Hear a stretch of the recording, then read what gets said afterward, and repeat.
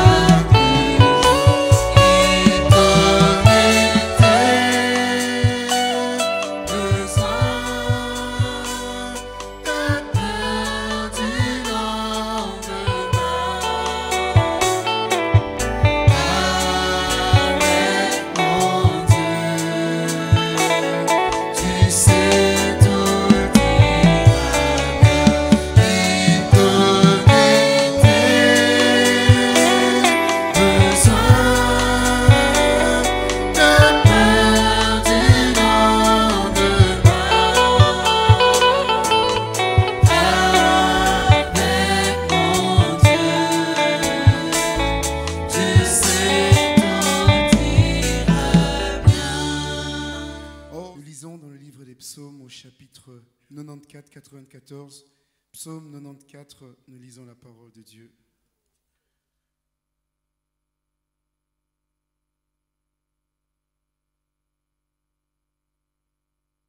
Dieu des vengeances éternelles, Dieu des vengeances parées.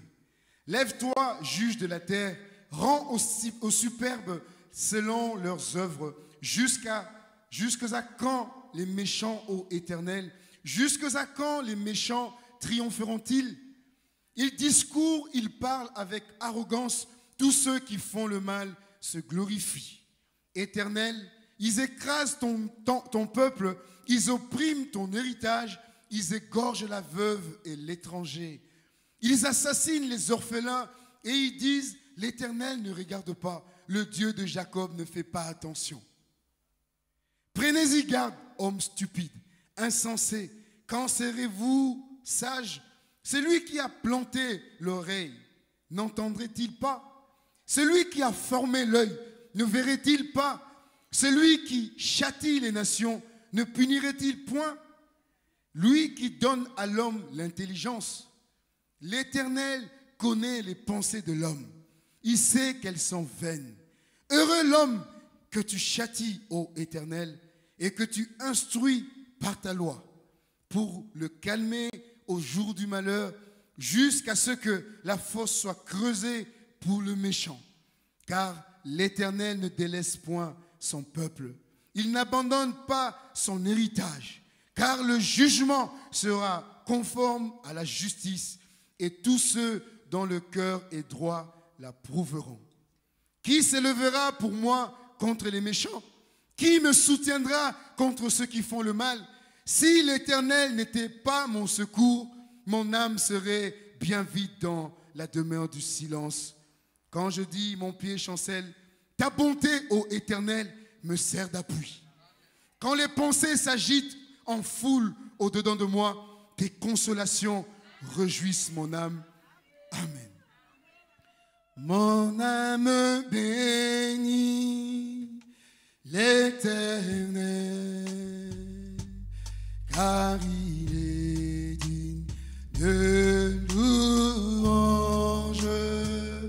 Ma bouche célèbre tes merveilles, car sa miséricorde dure à toujours.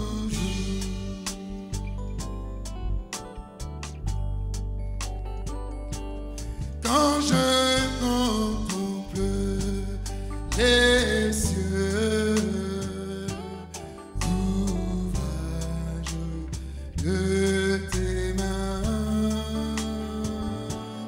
quand je contemple les mers, ouvrage de tes mains,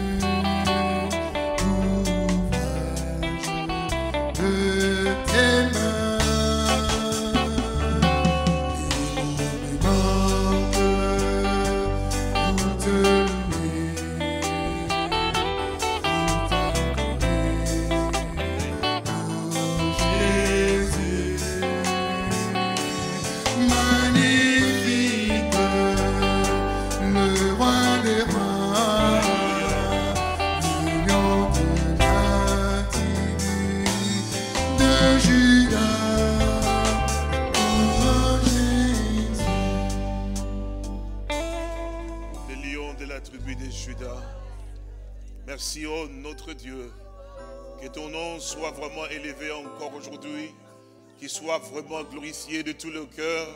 Seigneur, nous ne cesserons de pouvoir te dire combien tu es magnifique, combien tu es merveilleux, combien tu es glorieux, combien tu es tellement plein de bonté, mon bien-aimé Seigneur. Nous l'avons entendu encore ce matin dans les psaumes, quand je chancelle, ô Éternel, ta bonté à toi me sert d'appui, mon sauveur. Nous voulons vraiment te dire combien tu es merveilleux, combien tu es magnifique, mon bien-aimé Père Tébissant. Le mot nous manque, c'est vrai, d'exprimer la grandeur de ce Dieu que nous avons, bien-aimé Père Tébissant. Le privilège de pouvoir réellement t'avoir avec nous, notre Dieu. T'avoir aussi pour nous, bien-aimé Père Tubissant, mon Sauveur. Que tu sois donc exalté. Que tout le cœur puisse réellement aussi t'aimer, mon bien-aimé Père Tubissant. Oh Dieu, t'adorer et te servir encore davantage, mon roi. Pour ce que toi tu as fait encore pour nous, mon bien-aimé Père Tubissant. Merci pour le sang qui a été versé, mon Sauveur. Oh Dieu, c'est sous ce sang que nous venons encore ce matin, Seigneur. Oh Dieu, pour réellement crier vers toi, pour te dire encore, Seigneur, tu es miséricordieux, mon roi. Tu l'es, bien-aimé Père Tubissant, là, la colère, bien-aimé Père Saint-Dieu. Riche aussi en bonté, mon roi. Ne regarde pas nos iniquités, nos manquements, mon bien-aimé Père Tubissant. Mais souviens-toi de ce sang que tu as versé. Nous venons sincèrement, bien-aimé Père Tubissant, oh Dieu. Oh Dieu, sans rien, bien-aimé Père Dieu, ce n'est qu'avec ce sang béni, Père, oh Dieu. Oh, souviens-toi de nous, mon bien-aimé Père Saint.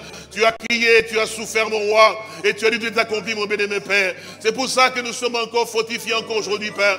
Pour ce que toi tu as fait, mon bien-aimé Père Tubissant. Pour ce que toi tu es, ce que toi tu as été, mon bien-aimé Père. Et le truc que tu es encore aujourd'hui, bien-aimé Père Tubissant, sois donc exalté encore, mon Sauveur béni, au Dieu. Pour ta main puissante qui n'a jamais cessé de voir garder, bien-aimé Père, au Dieu. Oh Père Saint, tu es vraiment le Dieu qui veille sur chacun de nous, mon Sauveur. Nous devons la grâce et qu'on de veiller sur chacun de nous, bien-aimé Père Tubissant, parce que nous voulons davantage grandir, Père. Merci pour le chant. C'est vrai, le mot nous manque, mon bien-aimé Père Saint-Dieu. Tu es vraiment magnifique et glorieux et précieux pour nous, Père. Que tu sois vraiment élevé et glorifié encore, bien-aimé Père Tubissant, de chaque heure encore ce matin, Seigneur, oh Dieu. En ce moment, bien-aimé Père Tubissant, fortifie mon frère, fortifie ma soeur, bien-aimé Père Saint-Dieu, qu'il soit fort en cet instant. Oh Dieu, nous voulons réellement entendre ta voix encore nous parler, bien-aimé Père, oh Dieu. C'est pour cela que nous sommes venus pour te louer, pour te glorifier, aussi entendre ta voix, pour obéir aussi, mon bien-aimé Père, oh Dieu. Pardonne nos faiblesses et nos manquements, bien-aimé Père Tubissant, mais soutiens chacun de nous encore aujourd'hui, Père. Merci pour chaque cantique qui a été chanté. Merci encore pour le psaume, bien-aimé Père Tubissant, pour l'adoration, pour le prière, mon bien-aimé Père Tubissant, oh Dieu. Oh, tu es vraiment compatissant, mon Sauveur. Souviens-toi de chaque frère et chaque sœur en connexion encore ce matin dans tous les lieux où ils sont. Et ceux que tu as ramenés parmi nous, que tu as des différents pays, ils ont quitté, béni, Père, oh Dieu, pour être avec nous encore ce matin, Seigneur, que tu sois vraiment béni, Père. Merci pour chaque chose que tu fais et que tu feras, car nous t'avons ainsi prié, Père Saint, au nom du Seigneur et Sauveur Jésus-Christ. Amen. Que le nom du Seigneur soit béni, que son Saint-Nom soit glorifié. C'est vrai, les mots nous manquent pour lui exprimer ce que nous ressentons pour lui. Qu'il soit donc béni. Qu'il soit donc exalté. Qu'il vous bénisse, qu'il vous fortifie. Vous pouvez vous asseoir.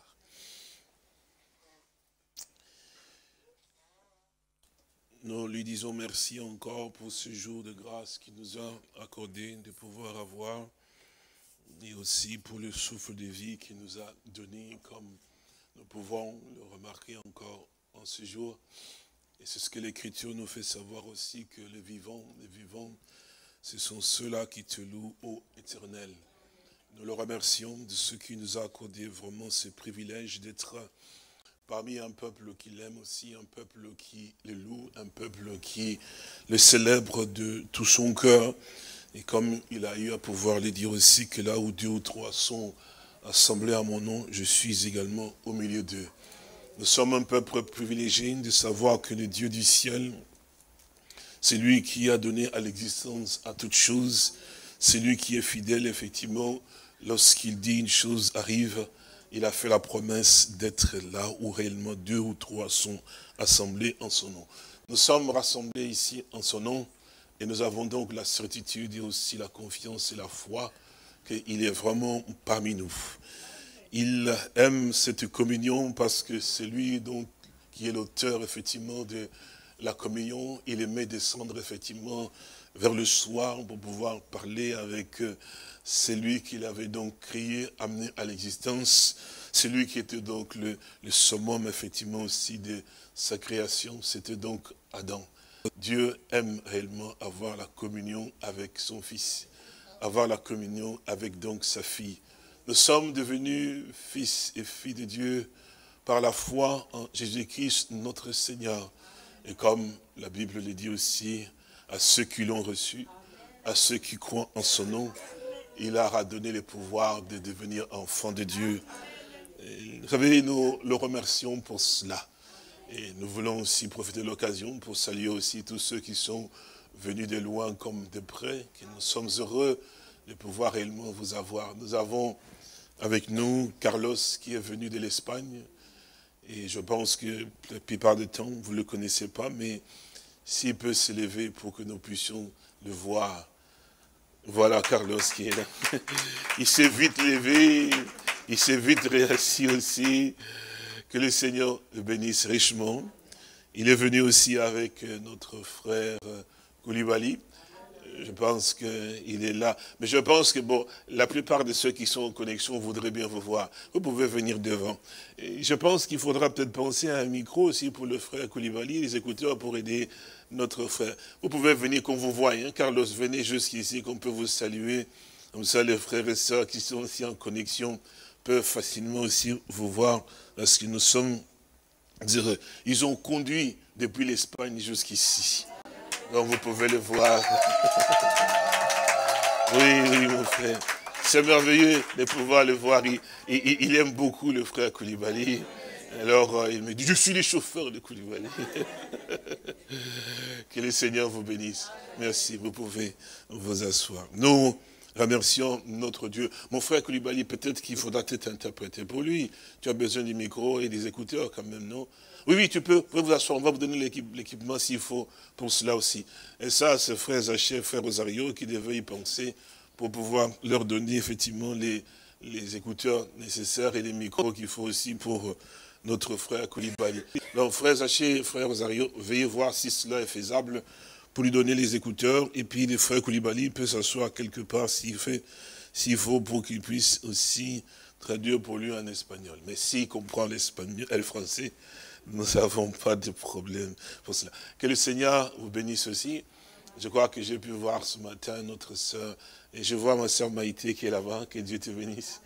Notre sœur de la France, la sœur Esther, je pense, qui est venue donc en séjour avec toute sa famille. Que Dieu te bénisse, ma précieuse sœur.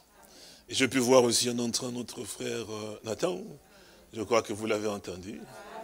Il aime beaucoup chanter aussi. Et que le Seigneur le bénisse. Ça faisait tellement si longtemps que nous n'avons pas eu l'occasion de pouvoir réellement aussi nous retrouver. Et je ne sais pas s'il y a encore un autre qui est ici que je n'ai pas pu voir. De certaine manière, je vois mon frère Joao. C'est bien lui qui est assis là peut-être. Et Dieu, avec ma grande grâce qui est là aussi. Maintenant, je peux voir un peu. Hein. Que Dieu vous bénisse tous richement. J'espère que nous sommes tous de la... Enfin, je pense bien que nous avons... Ah, voilà celui pour qui nous avons pleuré. Le frère Michel qui est rentré. Ah, là, là, là, là, là. Que le Seigneur soit béni. Ah, qu'il te bénisse richement. Si on dit que quelqu'un nous a manqué, il nous a vraiment manqué. Ça fait des mois qu'on te cherchait, qu'on t'a attendu, mon frère. Que Dieu te bénisse. Ah, il est heureux, il est heureux, il est heureux. Là. Sois le bienvenu. Tu nous as beaucoup manqué, mon frère. Que le Seigneur te bénisse richement. On était habitué à te voir entrer, sortir, et puis après des mois et des mois qu'on a mis pour avoir l'occasion de voir notre précieux frère.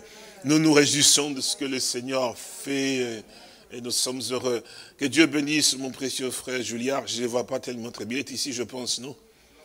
Mais il faut venir un peu quelque part ici devant pour que je te vois bien, parce que je ne vois pas très bien quand tu es dans le fond.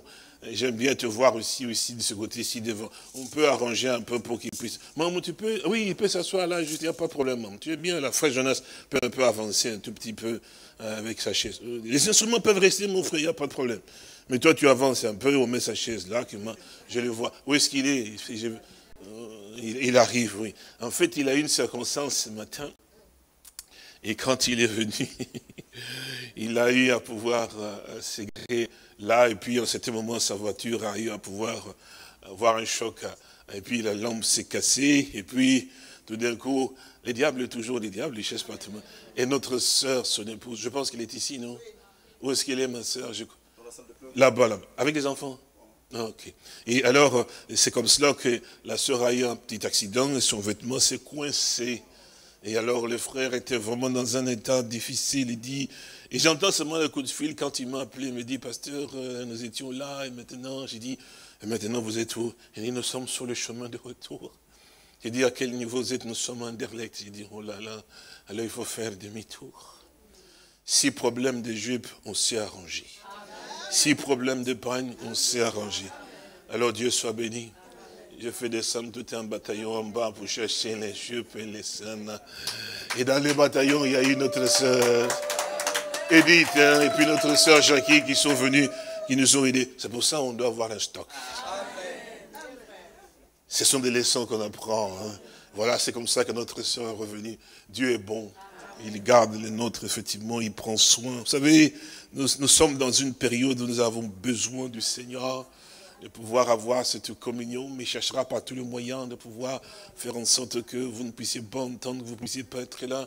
Nous devons être des persévérants, des combattants. De cela, ne plus laisser de répit parce que lui, il cherche par tous les moyens. Nous aussi, nous voulons lui montrer que non, même circonstances, nous continuons à avancer. Nous avons besoin de voir ma soeur, besoin de voir mon frère. Un dimanche comme celui-ci, c'est pas possible de rester à la maison. J'ai besoin d'être là, de saluer mon frère, de saluer ma soeur et chanter comme on chante les chants de Sion. Nous avons besoin de ces instants. Parce que nous sommes entrés dans une phase qui est tellement particulière aussi pour chacun de nous, effectivement. Et nous avons besoin de ces dieux pour pouvoir réellement aussi nous aider encore davantage. Et je vois mon frère Enzo là-bas, je crois avec sa femme et ses enfants. Soyez donc les bienvenus. Ils viennent donc toujours de la France aussi, lui aussi. On doit penser à ceux-là qui viennent aussi. Oui, ma soeur de Charleroi, Rebecca, qui est là, il sourit aussi. Chacun de vous tous. Que le Seigneur, notre Dieu, vous bénisse. Pour moi, c'est un privilège, une joie que de pouvoir avoir des frères et sœurs avec qui nous sommes en communion et ceux qui sont aussi en connexion dans différents endroits et différents pays aussi, qui beaucoup vous aiment beaucoup, ils appellent certainement pour que les salutations vous soient donc transmises, ainsi de suite. Nous avons beaucoup de frères dans différents endroits. Peut-être que les uns et les autres ne savent pas que nous avons aussi beaucoup d'églises, en fait, qui sont attachées à nous, effectivement, ici, de par le monde, mais qui ont aussi voulu aussi, effectivement, qu'ils soient réellement sous la même responsabilité aussi, de même, effectivement, comme le Seigneur conduit. Donc, c'est pour que vous sachiez que vous avez beaucoup, beaucoup de frères et de sœurs et de prédicateurs aussi, dans différents pays aussi, que ce soit en Asie, jusqu'à là-bas, en Afrique aussi, qui vous aiment aussi et qui aiment aussi. Sur les îles, nous avons notre sœur, que nous ne pouvons jamais oublier, notre sœur Jacqueline Moreda. Cette sœur, que Dieu la bénisse richement. Parce qu'avec son mari, dans le contrée, ils étaient là-bas, ils ont pris position pour la parole de Dieu. Ils ont été abandonnés de tous.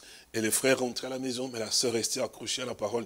Souvenez-vous de cette sœur qui jusqu'à aujourd'hui est attachée. Je prie que si le Seigneur accorde la grâce, soit qu'elle vienne aussi nous visiter ici, ou que soit que je puisse aussi aller là-bas, ne fût-ce que la voir pendant un moment, puis continuer aussi le voyage dans un autre pays, comme vous le savez, comment le Seigneur ouvre les portes et envoie davantage pour que la parole du Seigneur soit prêchée dans le monde entier. Comme vous le savez, il a dit cela, que cette bonne nouvelle du royaume sera prêchée dans le monde entier, jusqu'aux extrémités de la terre, pour servir de témoignage à toute la création, donc à tout le monde, effectivement. Alors viendra donc la fin. C'est pour cela que nous sommes appelés à pouvoir le servir aussi fidèlement qu'il l'attend, qu'il puisse nous aider à ce que nous soyons, comme nous le disons, que nous sommes des soldats. Donc chacun de nous est enrôlé dans cette armée, que Dieu te bénisse, dans cette armée du Seigneur, et chacun de nous doit se sentir aussi responsable, effectivement, de la position dans laquelle le Seigneur l'a placé, afin qu'il puisse jouer réellement son rôle.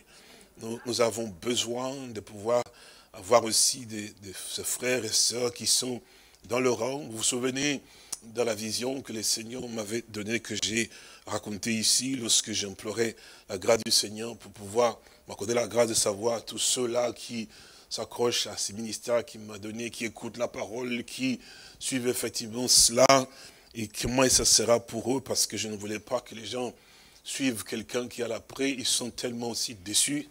Alors, c'est une responsabilité, vous vous souvenez, je vous l'avais dit, et je pleurais, je priais devant Dieu, c'est à ce moment-là qu'il me donna donc cette grâce de pouvoir voir ce qu'il en est. Et là, j'ai vu que j'étais juste en train de pouvoir avancer. Il y avait une grande foule qui me suivait derrière, et il m'a dit de se mettre à côté. Je me suis mis donc à côté pour regarder la foule que je conduisais, effectivement, qui me suivait. Je me suis mis donc à côté là, et puis il m'a dit, regarde maintenant. Alors, et là, c'était un courrier qui avait été envoyé, effectivement, et que ceux qui devaient arriver à pouvoir entrer, être reçus dans le palais là-bas, où c'était le lieu où le Seigneur lui-même se trouvait, devait avoir vraiment fait attention et mis les choses de la manière à ce que Dieu l'avait dit, effectivement, donc, dans ce qu'il avait donc eu à pouvoir envoyer. Et pour cela, il fallait vraiment avoir prêté attention. C'était pas dans le brouhaha comme ça qu'on pouvait arriver à pouvoir à recevoir ça. C'est-à-dire qu'il était dans quelqu'un qui s'est donné, qui a prêté attention, qui était vraiment très attentif. À ce moment-là, il a pu voir ce qui était nécessaire, que le roi attendait, effectivement. Et mon cœur palpitait. Quand je me suis tenu là, j'ai dit, Seigneur, j'espère de tout mon cœur, et ça je me tiens devant le Seigneur, il entend. J'espère de tout mon cœur, Père, qu'ils ont prêté attention à chaque fois. Et alors, quand j'ai tourné mes regards pour voir effectivement ces groupes-là que je conduisais, parce que le Seigneur voulait que je sois aussi rassuré aussi. Voilà que j'ai vu un peuple qui était tellement discipliné, mais vraiment droit, se tenant avec une... Là, cette assurance, ça c'était que Dieu voulait donner. J'étais tellement sûr qu'ils m'ont regardé tous comme ça, sans qu'ils parlent. Ils disent, mes frères, ne t'inquiète pas, nous avons prêté attention, nous sommes prêts. Ah non, quelle consolation, j'ai dit, Dieu du ciel. Alors maintenant, ils étaient tous comme un seul homme. Je vous dis la vérité, frères et sœurs. Tous comme un seul homme, mais disciplinés. Et quand on voyait qu'ils avaient revêtu ce que Dieu avait dit. C'est-à-dire que dans tout ce que j'avais dit, ils étaient vraiment là, ils étaient dit, nous sommes prêts, mais vraiment, tous en ligne, mais vraiment comme un seul homme. Maintenant, là-bas, ça a commencé maintenant, j'entendais la manière dont on chante, effectivement, maintenant il fallait maintenant qu'ils marchent aussi à la cadence, pour arriver à pouvoir être là-bas, pour passer les portails et rentrer. Quand je regardais, mon Dieu, et c'est vrai, ils avaient le même rythme, même cadence, effectivement, mais comme une armée tout à fait droit. Et quand ils sont arrivés, les ovations. Ils ont été accueillis, effectivement, avec beaucoup de joie. Et ils sont donc rentrés, effectivement, dans cela. Nous remercions notre Dieu, qui veille davantage, effectivement, sur ce qu'il il nous a accordé la grâce de pouvoir réellement aussi avoir, afin que nous soyons nous-mêmes aussi fortifiés dans le chemin qu'il nous a donné, pour que nous comprenions que ce n'est pas l'homme qui fait l'œuvre, mais c'est Dieu qui fait son œuvre, afin que le peuple du Seigneur puisse arriver à atteindre effectivement aussi le point final. C'est pour cela que nous nous rassemblons. C'est pour ça que nous ne venons pas perdre notre temps, nous ne venons pas pour une association, pour voir quelqu'un.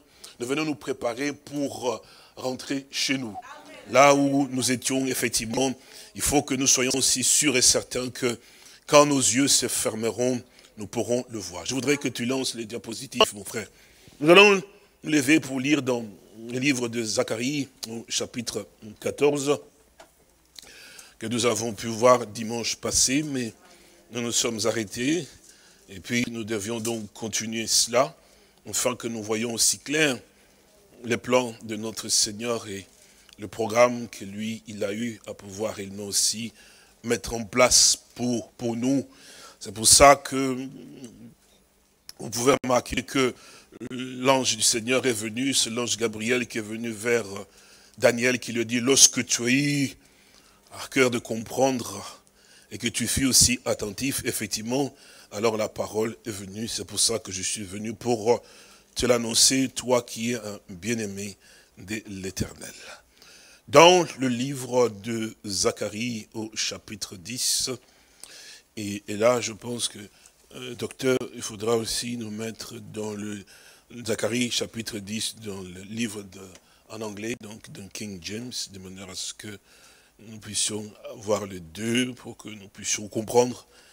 C'est toujours nécessaire que les choses soient bien comprises. Donc Zacharie chapitre 10, le verset 1, il nous dit,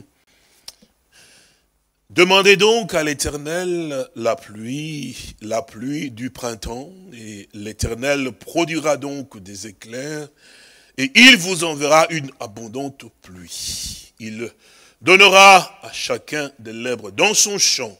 Amen. Maître béni, nous nous inclinons encore devant ton trône de grâce pour te dire merci. Je reconnais ta seigneurie, mon bien-aimé Père Saint-Dieu, ton pouvoir et ton autorité de pouvoir t'assujettir encore sur toutes choses. Et la parole que nous lisons n'est pas la parole d'un homme, mais c'est ta parole à toi, mon sauveur. C'est pour ça, toi qui es l'auteur, mon bien-aimé Père Saint, tu nous as dit que je ne vous laisserai pas orphelin. Oh, tu es vraiment bon, mon Père. Parce que si toi, tu ne nous avais pas parlé ainsi, mon bien-aimé Père Tubissant, nous serions là égarés dans nos raisonnements, dans nos pensées. Mais tu as dit que je vous enverrai les consolateurs, l'Esprit de vérité. Lui, il vous conduira dans toute la vérité, Seigneur. La vérité, c'est ta parole à toi, mon bien-aimé Père Saint. C'est pourquoi que j'implore ta grâce, mon roi. C'est vraiment des fins fonds de mon cœur. Je demande que je sois donc effacé, Père, pour que toi, tu viennes nous parler, mon bien-aimé Père Saint. Il s'agit réellement de ta parole à toi. Comme tu as dit toi-même, bien-aimé Père Saint, tu veilles sur cela, Père. Puisses-tu vraiment me pardonner encore pour mes infirmités, bien-aimé Père Tubissant, mes manquements aussi, mon bien-aimé Père. Mais je voudrais tant que tu viennes encore nous parler, nous éclairer encore davantage, afin que nous voyons clair dans ce programme que toi, tu as établi toi-même. Tu l'as fait sans le conseil de quelqu'un, bien-aimé Père Saint, oh Dieu, mais tu veux nous le révéler aussi, bien-aimé Père, oh Dieu, afin que nous apprenions connaissance, mon roi. Puissions encore agir et pardonne-moi, Père. Soutiens et éclaire encore davantage, mon roi. Le cœur est à toi, Père Tubissant, oh Dieu. L'âme aussi à toi, mon bien-aimé Père Tubissant. Dispose cela comme tu le veux, car je t'ai ainsi prié, mon Père, au nom de Jésus-Christ. Amen. Que le Seigneur soit béni. Vous pouvez vous asseoir. Comme nous l'avons pu le lire, en fait, cette écriture, je crois que nous l'avons dit la fois passée, que dans la version française, il y a un problème au niveau de la traduction ou de la mise en place des choses, effectivement. Parce que ici, dans Zacharie, effectivement, c'est la même version que nous avons tous, que vous avez, que bon, j'ai aussi. Et on nous dit, effectivement, je crois que c'est cela, hein. Il dit, demandez à l'Éternel la pluie du printemps. C'est ça, hein. Donc c'est cela que dans la version que vous avez, ce que moi aussi, j'ai cela aussi, et l'Éternel produira les éclairs, et il vous enverra une abondante pluie. Et le Seigneur, en lisant cela, avait conduit effectivement de pouvoir prendre dans l'autre version, qui est donc la version anglaise, parce que, je ne savais pas, mais quelque chose semblait ne pas être vraiment... Et alors, c'est pour ça que j'ai pris donc dans la version donc anglaise pour relire le même verset, et comme vous le voyez, nous l'avons lu la fois passée, je pense que ceux qui étaient là ont pu le voir effectivement. Nous voyons qu'ici, Zacharie au chapitre 10, verset 1, il dit effectivement, demandez au Seigneur la pluie. Et là, il complète en disant, au temps de la pluie, mais là, il n'est plus question du printemps, mais il est question de la pluie, donc de l'arrière-saison. Ça, vous vous souvenez que nous l'avons parlé, en fait, la fois passée, parce que lorsque nous avons pris dans le livre de Joël, je pense, au chapitre 2, nous avons pu voir quelque chose de merveilleux, que cela nous avait été donc donné, effectivement. C'est Joël au chapitre 2, et là, verset 23, l'Écriture nous disait, « Et vous, enfants de Sion, soyez donc dans l'allégresse et réjouissez-vous, effectivement, en l'Éternel, votre Dieu. » Vous vous souvenez? « Car il vous donnera la pluie en son temps. » Et vous remarquez très bien ici qu'il dit bien que demander au Seigneur la pluie au temps de la pluie, donc de la pluie de l'arrière-saison. C'est-à-dire que quand il faut lui demander, il faut savoir ce que vous demandez. Mais il faut que, comme je crois, Psalmiste l'a dit effectivement qu'il faut qu'on prie au temps convenable. Et quand nous prions au temps convenable, alors les choses sont différentes.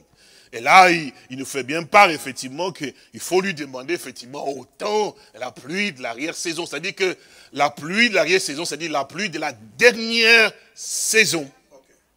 Donc nous comprenons que, effectivement, que là on nous a fait part, effectivement, dans le livre de Zacharie au chapitre 10, il est parlé, effectivement, de la pluie du printemps.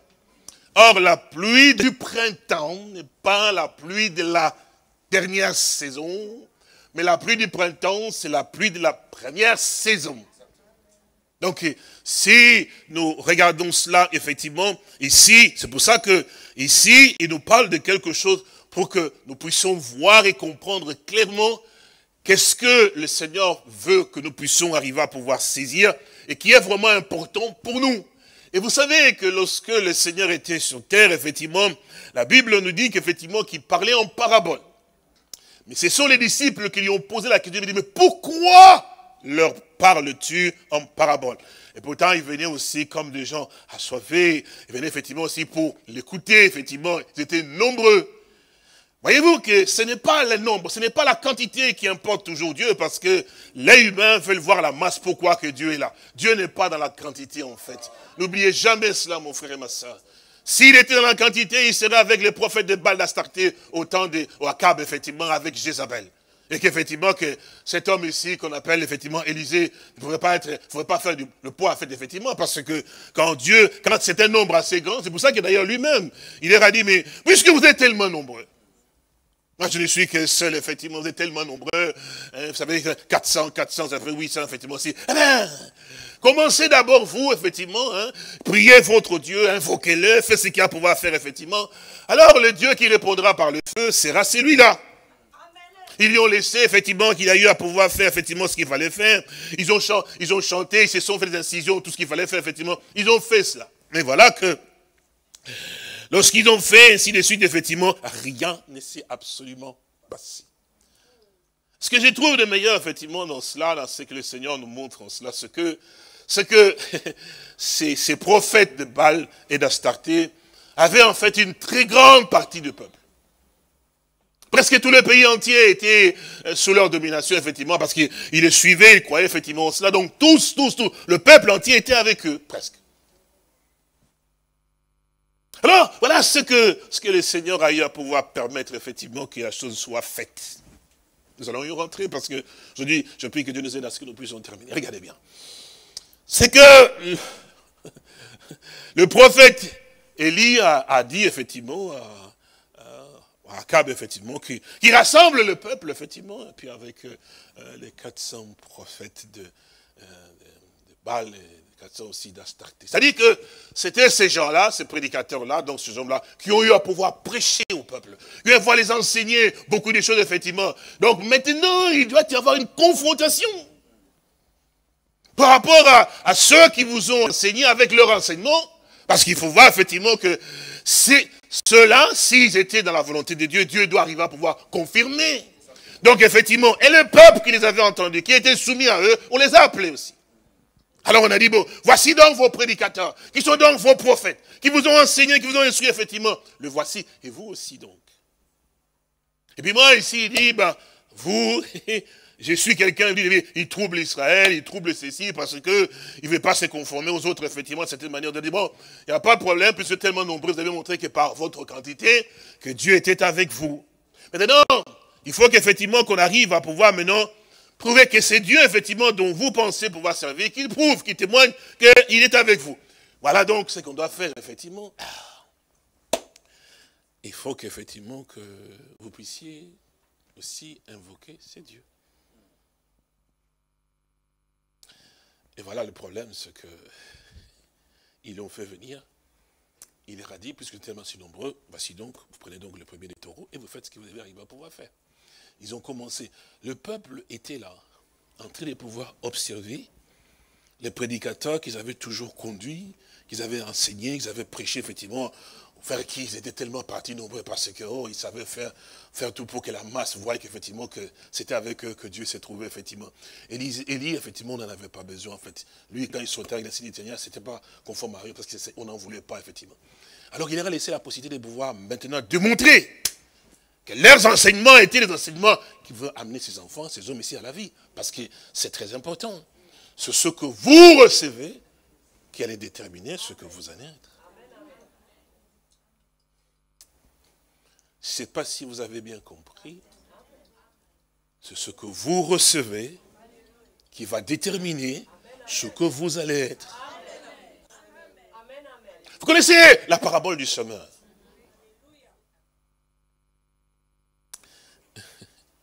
Et puis, et voilà qu'ils se sont mis debout, ils ont commencé à invoquer. Et comme ils étaient tellement nombreux, c'était tellement impressionnant. Nous revenons ici. Très impressionnant. 400 prophètes. 100 prophètes. Aussi d'Astarté, 800. Par rapport à une personne. N'oubliez jamais ce que vous entendez. Ce n'est pas le nombre ou la quantité ou la masse. Ça donne, humainement parlant, ça fait frissonner en fait. Mais en fait, Dieu n'est pas dans ces choses-là. Dieu n'est pas dans la quantité. Dieu peut rester avec une seule personne. Au temps d'Élie, il y avait 800 prophètes. Et tout le peuple était avec eux, effectivement. Et il était inconsidéré. Mais cet homme-là, Dieu était avec lui. Il pouvait se tenir debout et dire, le ciel sera fermé pendant 3 ans et demi.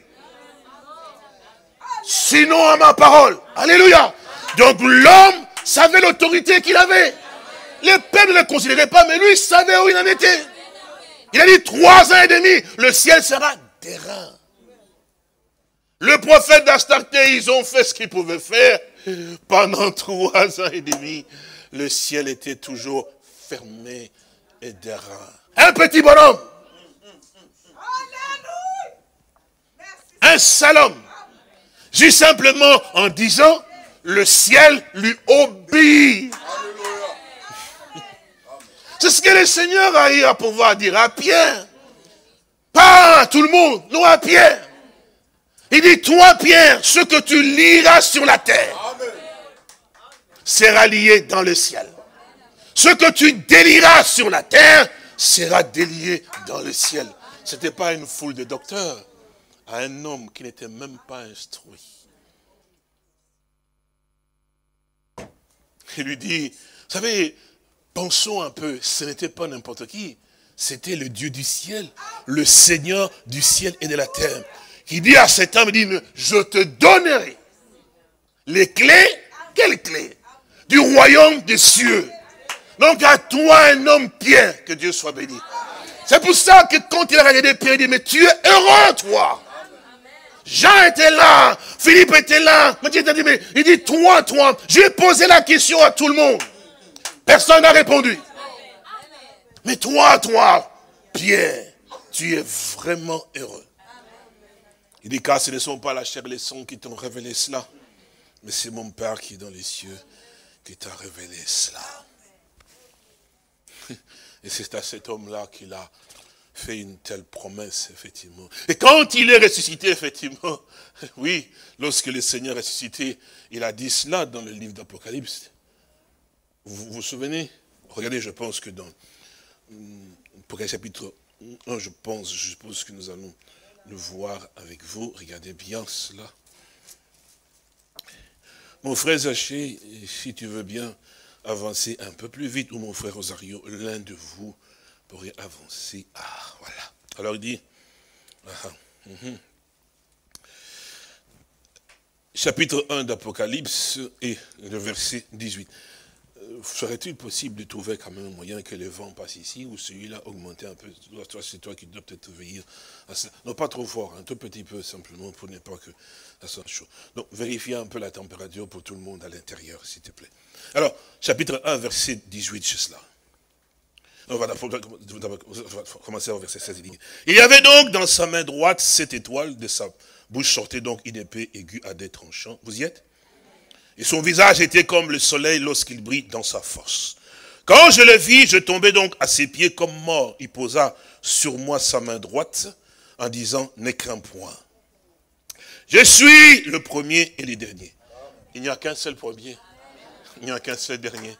C'est lui qui a dit, je suis l'alpha et l'oméga. Dans l'Ancien Testament, l'Éternel dit, je suis l'alpha et l'oméga. Ici, il dit, je suis le premier et le dernier. C'est le même Dieu. Alors il dit ici, j'étais mort, et voici, je suis vivant au siècle de... Et puis qu'est-ce qu'il dit? Je tiens les clés de la mort et du séjour. Voilà. Il n'a pas dit que j'étais les clés du royaume des cieux. Non. Non. Dieu est parfait. Parce que les clés du royaume des cieux, il avait remis à Pierre. Il dit, je te donnerai. Donc Pierre a reçu. Il y a eu des hommes dans les Saintes Écritures. Le petit bonhomme de rien du tout quand on le regarde, mon frère et ma soeur. Ce bonhomme, effectivement, pouvait se tenir et observer, regarder. Il connaissait d'abord sa position. Il n'avait pas besoin des hommes autour de lui. Non, de l'influence non. Il était lui-même positionné.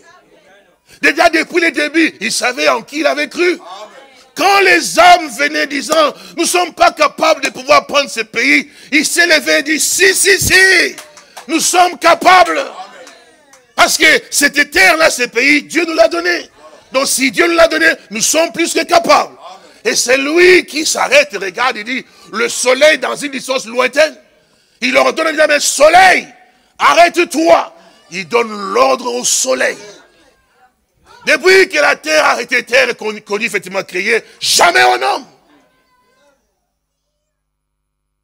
n'a pu arrêter la course du soleil.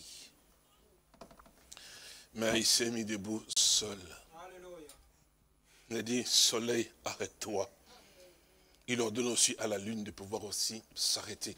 Et la Bible dit, le soleil s'arrêta à la voix d'un seul homme. Le problème avec nous, c'est de pouvoir d'abord savoir qui est-ce que nous sommes en réalité. Frères et sœurs, nous allons retourner ici. Oui, peut-être. Frères et sœurs, c'est toujours très important que nous puissions comprendre que dans les choses de Dieu, parce que nous y entrons effectivement, il faut que chacun de vous puisse arriver à pouvoir s'identifier dans ces choses. Dans les choses de Dieu, il n'y a pas de la place pour le peut-être, et c'est probablement possible. Avant, quand on était un enfant, on parlait comme un enfant. Mais avec la manière dont Dieu nous instruit, effectivement, on doit devenir des adultes. C'est-à-dire que dans les choses de Dieu, effectivement, il faut qu'il y ait effectivement une ferme assurance. Parce que la Bible dit, la foi est une ferme assurance de choses qu'on espère, une démonstration de celles qu'on ne voit pas. C'est-à-dire que sans la foi, il est impossible d'être agréable à Dieu. Vous vous souvenez, nous avons la Sainte Écriture, effectivement, je pense que peut-être dans les Thessaloniciens, quelque chose comme cela, vous allez peut-être le trouver ici, je crois que nous y avons référé là-bas, si je ne le trouve pas, mais je le citerai, effectivement. Voyons un peu voir, effectivement, dans les Thessaloniciens, je suppose que c'est cela. Ici, nous pouvons nous y retrouver encore. Cela. Pardon, je pense que c'est cela. Voilà, ici. Voilà, c'est premier épître aux Thessaloniciens de Paul, donc aux Thessaloniciens, effectivement, chapitre 1 et verset 2, et il nous dit, nous rendons continuellement grâce à Dieu pour vous tous, faisant mention de vous dans nos prières, nous rappelant sans cesse l'œuvre de votre foi, le travail de votre amour et la fermeté de votre espérance en notre Seigneur Jésus-Christ devant Dieu notre Père. Verset 4, c'est cela. Nous savons, frères, vous vous souvenez? Là, il ne peut pas dire que nous supposons ou nous avons, peut-être nous espérions. Non, il dit, mais nous savons. C'est-à-dire que quand il dit nous savons, ça veut dire que nous sommes certains. Nous savons, frères bien-aimés de Dieu, que vous êtes qui? Que vous avez été élus. Donc l'élection est certaine. Donc effectivement que toi, frère, toi, sœur, tu es censé pouvoir être sûr et certain de savoir que je suis un élu ou pas. Non, frères et sœurs, ne perdons pas. Ce n'est plus le temps de perdre son temps. On a eu le temps de pouvoir jouer effectivement au castre, mais maintenant c'est différent. Ce n'est plus le temps de perdre son temps. Tu dois être sûr et certain où je suis l'un d'entre eux, où je ne le suis pas, Seigneur. Nous y entrons dans une phase particulière. Il faut qu'il y ait l'assurance. Frères et sœurs, on ne prie pas un Dieu dans l'aveugle. Nous l'avons entendu. C'est lui qui a créé l'oreille, n'entend-il pas? C'est pas moi qui nous l'avons entendu, non? C'est lui qui a créé la bouche, ne parle-t-il pas? Il sait parler. Il entend. Ne vous cachez pas derrière, la foi, par la foi je crois. Mais la foi n'est pas l'aveuglement. La Bible dit que la foi est une ferme à... Alléluia. Donc j'ai l'assurance, effectivement, je le crois, peu importe ce que Satan peut dire, je le crois, et en moi je suis certain. Mon frère et ma soeur, c'est ça la foi. Élu, je le sais, élu, je le suis. Alléluia. Ça c'est important, mon frère. C'est absolument nécessaire, ma soeur. C'est le temps de s'élever, mon frère. Le temps de voir réellement s'examiner. Comme la femme qui avait les drachmes. C'est absolument important, mon frère. Je dois voir si réellement les choses dont les saints parlent, ils sont avec moi. Nécessaire, ma soeur. Nécessaire, mon frère. Parce que c'est une question de vie pour vous. Nous n'attendons pas un grand-père, nous attendons le Seigneur du ciel. C'est une grande promesse, effectivement, que le Seigneur nous a faite. Donc, on doit être dans cette condition. Même quand l'apôtre Paul le parle effectivement, il parle effectivement que les luttels, vous vous souvenez donc? Donc c'est quand un serviteur de Dieu dit cela, c'est qu'il a la certitude de son Dieu. Et puis en plus c'est écrit. Hakiria, alléluia, effectivement, vous connaissez, non? Donc quand c'est écrit, c'est la parole de Dieu. Connu de Dieu, connu, oui, frère, on ne peut pas dire, ah frère, j'espère que ce jour-là, je serai. Tu espères? Non, que Dieu te dit, non, ces jours-là, oh, qu'il naisse, qu'il tente. Je ne vis que pour ça. Frère, ma soeur, j'ai tout abandonné. Il dit, Seigneur, je n'ai pas voulu m'embarrasser sur ton nom. J'ai tout abandonné. Parce que je te veux, toi. Parce que je veux marcher avec toi. Seigneur, comment ne pas te voir? Il y a une décision que tu prends en âme et conscience. C'est pas pour rien que le Seigneur nous donne des ministères, pas de fabrication. Hein. Parce que sur le marché aujourd'hui, on peut en trouver beaucoup. Mais ce que Dieu nous donne, effectivement, il nous a donné pourquoi? Mais pour le perfectionnement. On dit, il a donné les uns. Nous voulons ceux-là que Dieu leur a donné quelque chose. Amen. Okay. Pas ceux de ma maison, non. Comme nous étions ensemble, et j'ai vu que j'étais excellent, j'ai commencé, et puis après je trouve que, oui, mais il n'est plus tellement mes chaussures, eh bien je sors, eh bien je vais faire une chair, je monte, les gens vont suivre. C'est toujours comme ça, effectivement. Il y a un temps où on a fait besoin. Mais maintenant, on n'a plus besoin de cela. On a besoin de quoi, en fait? Nous arrivons.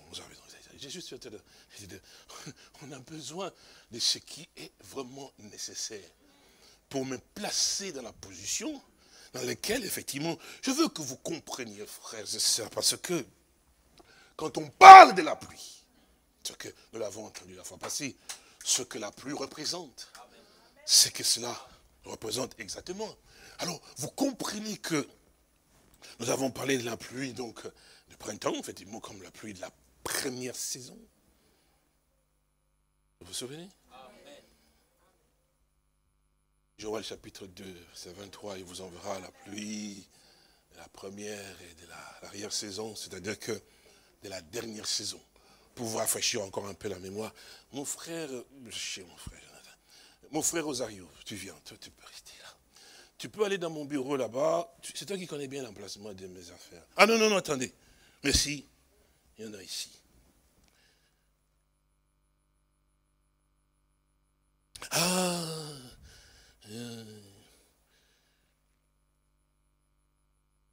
Oui.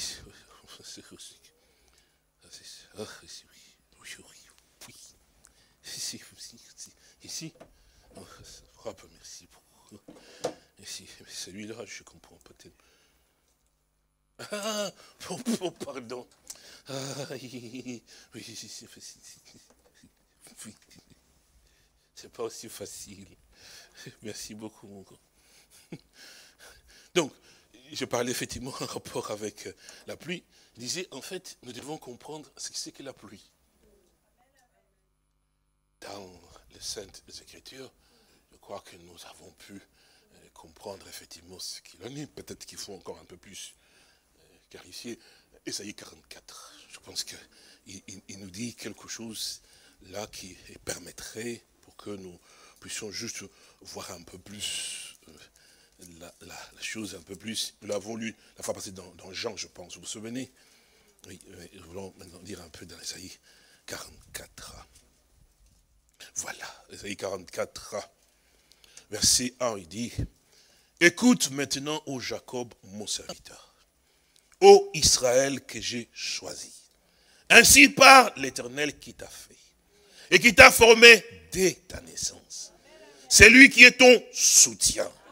Ne crains rien, mon serviteur Jacob, mon Israël que j'ai choisi. » Mais quel amour, hein? Quand il exprime, il dit, mon serviteur Jacob, mon Israël. Frère, nous appartenons à un Dieu qui nous aime, effectivement.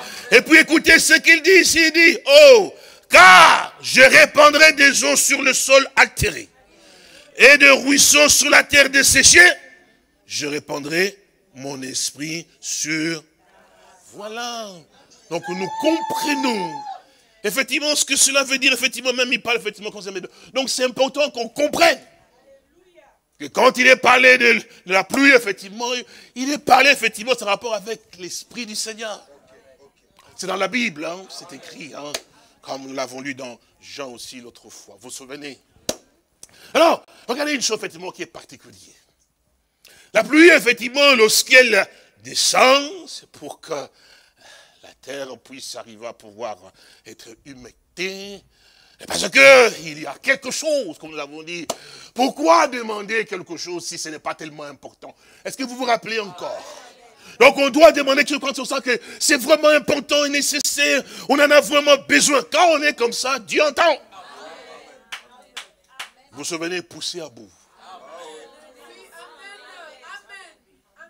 Quand on est poussé à bout, alors on va vraiment dire, Seigneur, de tout son cœur, j'ai besoin, Seigneur, viens-moi. Frères et sœurs, nous avons, la Bible dit que nous avons tout pleinement en lui.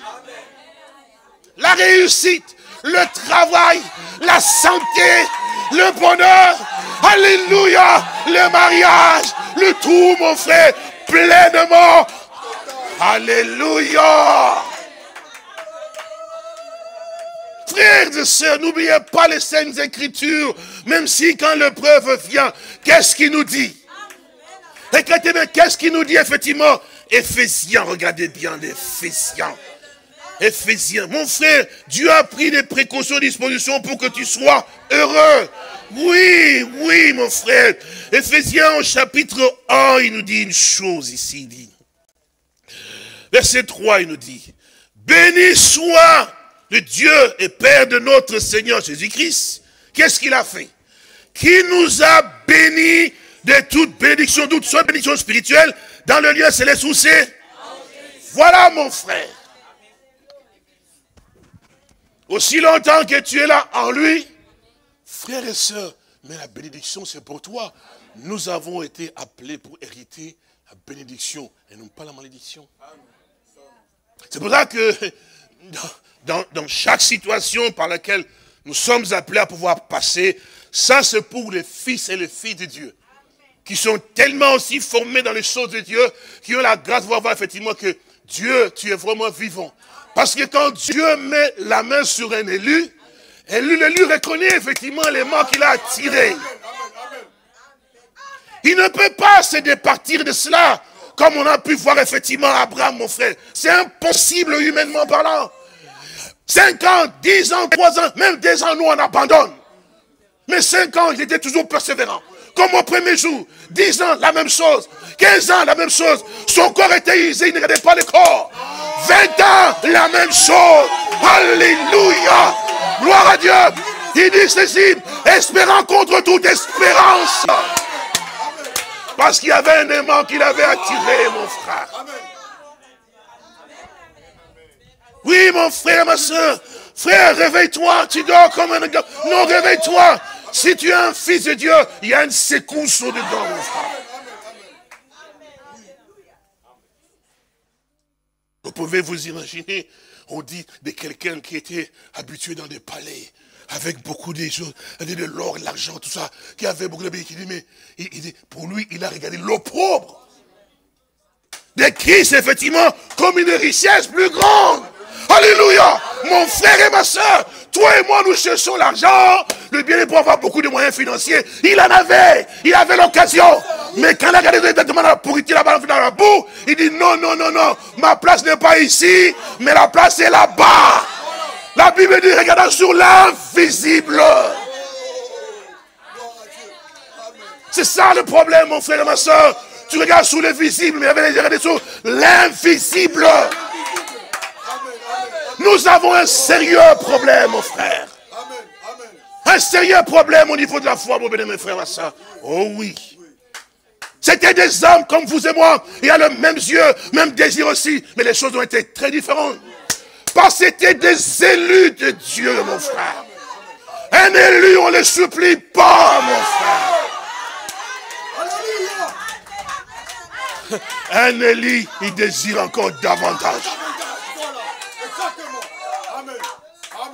C'est sûr. Parce que pourquoi? Pour quelle raison? Parce qu'il a été élu pour un but. Pour ce but-là.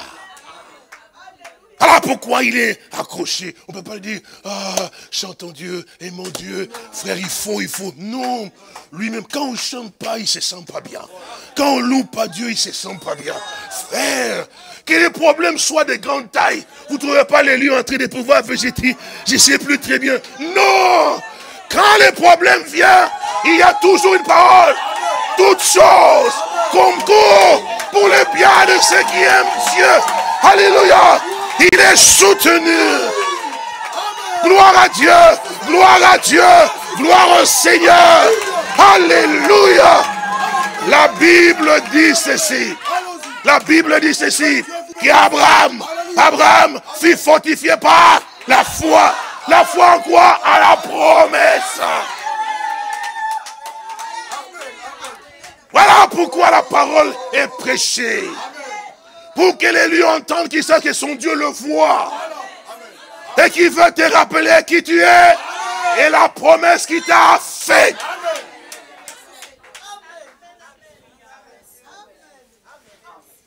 Sans promesse, Abraham ne peut pas tenir. Gloire à Dieu. Le Dieu qui t'a choisi, il t'a fait aussi une promesse. Il t'a fait une promesse pour que tu tiennes. Même quand ça fait comme ça, souviens-toi de la promesse. Alléluia. Alléluia. Il n'a pas changé. Il demeure le même Dieu, mon frère. Qui guérit encore aujourd'hui. Qui délivre encore aujourd'hui. Le même Jésus. Mais avec l'Ancien Testament. Le Jésus du Nouveau Testament. Il n'a pas changé. Nous l'avons entendu ici. Je suis le premier et le dernier. Je suis l'alpha et l'oméga. Le même Dieu. Sa puissance est toujours pareille. Lève-toi mon frère. Lève-toi ma soeur. C'est à toi. La promesse est à toi. C'est Jésus t'a promis. Il t'a fait la promesse. Alors prends le soin. Il n'a pas changé. Il demeure le même. C'est pourquoi l'apôtre Paul a dit, Jésus-Christ est le même. Hier, aujourd'hui.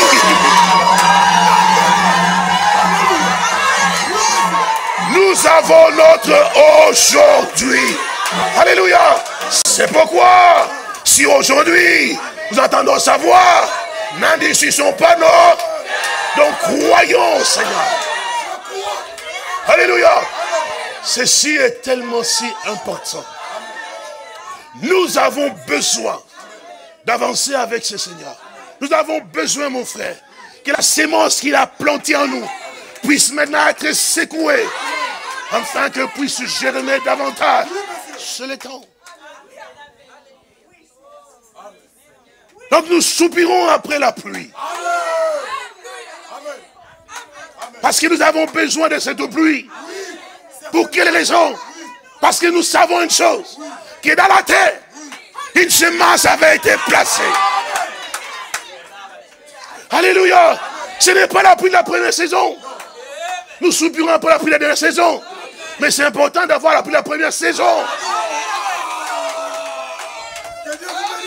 Alléluia. Alléluia. Avant de soupirer à la pluie de la dernière saison, il faut soupirer d'abord pour la première saison. Elle est nécessaire. Oh, c'est la nourriture des siècles. Alléluia. Amen. Oh, je me sens bien. Oh, que Dieu te bénisse. Nous devons comprendre, mon frère et ma soeur, que ceci est tellement si important pour chacun de nous, parce que Dieu va faire de grandes choses. Par sa parole, il en a fait la promesse. Observez le processus, comment est-ce que les choses de Dieu se passent. C'est nécessaire pour que nous comprenions que nous avons besoin d'un enracinement dans des choses qui concernent Dieu. Afin que le lendemain, quand nous marchons, nous regardons, nous pouvons dire, Seigneur, comme notre frère le chantait, que ma vie soit une fleur. Comment te dire ce que je ressens? Vous comprenez pourquoi on aime ces cantiques? Parce qu'on arrive à un certain moment, on dit, comment puis-je te dire ce que je ressens? Parce que tes bienfaits sont trop grands pour moi. Nous ne chantons pas les chansons, les cantiques, parce que nous voulons simplement, nous exprimons quelque chose qui nous touche et qui rencontre effectivement ce qu'il y a dans notre cœur. C'est ça qui est important. Alors, nous remarquons qu'effectivement, il s'agit donc de demander la pluie, parce qu'il y a eu quelque chose que nous avons, qui était enfoui dans la terre. Parce que nous savons une chose, comme nous l'avons pu le voir effectivement dans l'Écriture en rapport avec Joël chapitre 2, verset 23, où il est parlé qu'effectivement qu'il vous enverra la pluie de la première. Nous l'avons lu, non? À la dernière saison. Et alors dans Osée aussi au chapitre 6, là il était parlé effectivement de la pluie du printemps. Lorsque nous avons été dans la version anglaise, nous avons trouvé que non, c'est bien la pluie de la première et la dernière saison. Vous vous souvenez? Former and latter rain. Ça, c'était en anglais. C'est comme ça que c'était écrit en français. Première saison et dernière saison. D'où, nous allons revenir pour la pluie, d'où nous nous sommes posé la question pour savoir comment on se positionne en fait. Parce qu'il est parlé des printemps sont des saisons. Dans la Bible, hein. Bien sûr, effectivement aussi.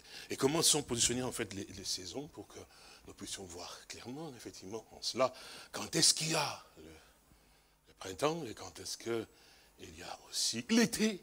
Et puis nous avons l'automne, et puis aussi tout cela aussi, et puis l'hiver, comme nous pouvons le voir. Alors nous voyons que... Ah oui, merci, le pointeur était là. Est-ce que je gêne quelqu'un dans la position où je suis?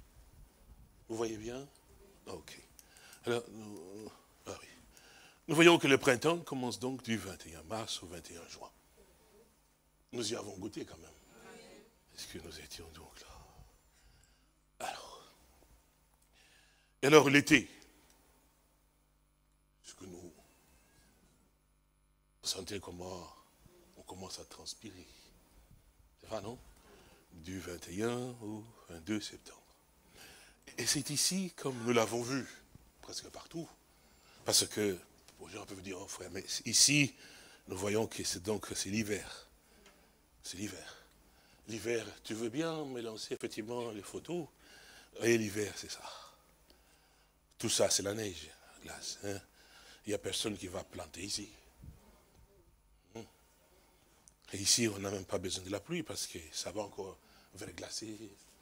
Donc c'est le vent sec, c'est l'hiver. Donc ça, ce qu'on voit, hein, c'est ça l'hiver. Donc là-dedans, il n'y a que le froid qui est là. Personne ne va planter ici. Vous êtes d'accord? Alors, tu nous reviens à la phrase. Voilà, ici donc. Le printemps, tu lui ramènes les images. Voilà, c'est cette période ici. Vous voyez? Qu'est-ce que vous voyez là? Vous voyez que... Il a bien fait. Hein? Vous voyez ça? Ici, les plantes commencent à germer. Vous vous souvenez? Ah oui, comment ça pouvoir germer? Reviens maintenant à l'autre. Ça veut dire quoi? Ça veut dire que c'est dans cette période ici qu'on fait la sémie. C'est ici, donc, dans cette période ici, là, qu'on commence à pouvoir... Parce qu'en hiver, on ne peut pas le faire. Vous comprenez bien? Parce que l'hiver, c'est du 21 décembre au 20 mars. Le printemps, c'est du 21 mars au 21 juin. Donc on commence à faire la sémie ici. Vous suivez? Ça veut dire qu'on fait la sémie ici, là effectivement. Et alors qu'est-ce qui se passe? C'est qu'après le printemps vient donc le soleil, nous l'avons dit. Hein? L'été, ça c'est caduqué. Donc la sémence que nous avons mise ici, cette terre ici, pour qu'elle puisse pousser, il faut qu'il y ait la pluie. C'est pour ça que nous brillons, parce que les fermiers, les laboureurs, tout ça, ils prient beaucoup pour que, il faut qu'il pleuve ici parce qu'ils ont sémé. Et que s'il ne pleut pas, il n'y aura pas de récolte. Vous êtes d'accord? Donc pour que ça puisse germer, il faut qu'il y ait quand même de l'eau pour que la terre qui était aussi dure puisse arriver à pouvoir maintenant s'adoucir et que les racines, donc la sémence puisse mourir. Vous savez, les racines sortent maintenant, s'accrochent à la terre, qu'il puisse avoir de l'eau. Parce que même les pots de plantes que vous avez, s'il n'y a pas d'eau, il faut mourir. Donc, on a besoin de la pluie. C'est ça qu'on appelle la pluie de la première saison. Parce que s'il ne pleut pas ici, avec ce qui vient ici, on l'avait dit la fois passée, la chaleur et tout ça va être détruit. On ne va rien avoir comme récolte. Vous me suivez? Alors c'est absolument important que vous compreniez ça. La pluie, nous l'avons entendu, effectivement. Nous allons maintenant dans le domaine spirituel. La pluie, la première saison. Nous avons entendu que la pluie, effectivement, c'est l'Esprit du Seigneur. Dans le livre des Actes au chapitre 2, quand l'apôtre Pierre a pris l'écriture, il a dit, mais ces gens ne sont pas ivres. C'est ici, là, accomplissement de la promesse dans Joël, où Dieu a dit, mais dans les derniers jours, dis Dieu, je répandrai de mon esprit sur toutes vos fils et vos filles prophétisons. Donc sur mes serviteurs, sur mes inventions, sur toute chair, dit, je répandrai. Il dit, c'est ici l'accomplissement. Alors remarquez une chose, ce qui est toujours merveilleux, c'est de pouvoir vous faire attention. Il dit, mais je répandrai mon esprit sur toute chair, il a bien dit. Vous me suivez bien? Alors, ici, nous avons besoin de la pluie de la première saison. Nous l'avons dit effectivement que c'est quand même l'Esprit du Seigneur, dans la fusion de l'Esprit du Seigneur. Vous vous souvenez? La première saison, n'est-ce pas? Alors, nous avons dit que on demande cette pluie parce qu'il y a une semence qui avait été semée. Le Seigneur a passé du temps, des années avec ses disciples pour leur enseigner. Je leur ai donné les paroles que tu m'as données. Qu'est-ce qu'ils ont fait? Ils les ont reçues. Non, mais la semence a été semée. Il dit, le bon semeur est venu, il a sémé sa semence. Le bon semeur, c'est bien le Fils de l'homme. Le Fils de l'homme. Pas un Fils de l'homme, mais le Fils de l'homme. Parce qu'un prophète, on l'appelle Fils de l'homme. Donc on l'appelle un Fils de l'homme. Mais quand on dit le Fils de l'homme, ben c'est le Dieu de prophètes. Le Seigneur Jésus-Christ lui-même. Donc le Dieu prophète. Il sème donc sa sémence. Prêtez attention. Et c'est là que nous arrivons à cela qui est tellement aussi important. D'abord, que nous regardons, que nous comprenons. Nous avons vu chez l'été, donc la pluie de la première saison, ça c'est à partir d'ici. N'est-ce pas? Et ici, nous avons donc l'automne. L'automne, c'est avant l'hiver. L'hiver, c'est la période où la mort intervient. Vous vous souvenez? Okay. Et ici, cette période ici, comme on nous parle effectivement de la dernière saison, eh bien, c'est cette période-là. Ça, c'est la première saison. Et ceci est la dernière saison. Parce qu'après ça, nous entrons dans la mort pour revenir maintenant à ça. Vous êtes d'accord? Amen. Oui, mais vous le serez de toute façon, parce que la nature même vous l'enseigne. Oui, parce que vous allez comprendre pour quelle raison.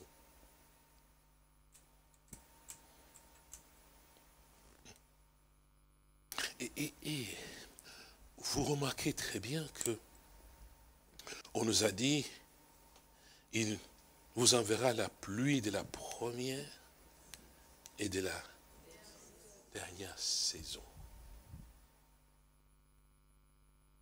C'est particulier ça.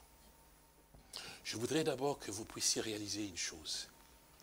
Nous n'avons parlé que la pluie était nécessaire à cause de la sémence. Vous vous souvenez? Alors je vous ai parlé effectivement que c'est parce que l'agriculteur, il a sémé sa sémence, il veut vraiment qu'il ça pousse. Bon, on a dit aussi qu'un homme qui est quand même censé, ne va quand même pas aller s'aimer les épines dans son champ et qui pleure pour que la pluie tombe sur ses épines, pour qu'il récolte les épines. Est-ce que vous comprenez? Donc je sème quelque chose qui est là, c'est-à-dire que soit les maïs, soit les blés, de choses comme ça dont je sais que c'est important pour la nourriture. Vous comprenez? Et nous pouvons Nous retournons, prêtez attention, dans Genèse au chapitre 1 et 2, où quand le Seigneur créait toutes choses, et puis il dit, après il dit, que chaque semence produit selon chaque semence. Ça, c'est depuis le commencement. Vous avez déjà lu cela, non? Amen. Que chaque semence produit selon que Dieu soit béni. Donc quand Dieu a dit cela, la chose demeure. Ici, nous avons mis effectivement la semence effectivement dans la terre. Vous comprenez? Alors nous avons besoin de la pluie pour que la semence puisse germer. Alors je veux que vous compreniez ceci. Peu importe la puissance que peut avoir la pluie, la puissance qui peut avoir la pluie, elle ne peut pas changer la nature de la semence. Elle peut descendre et tonner effectivement et ne changera jamais la nature de la semence. Est-ce que vous suivez?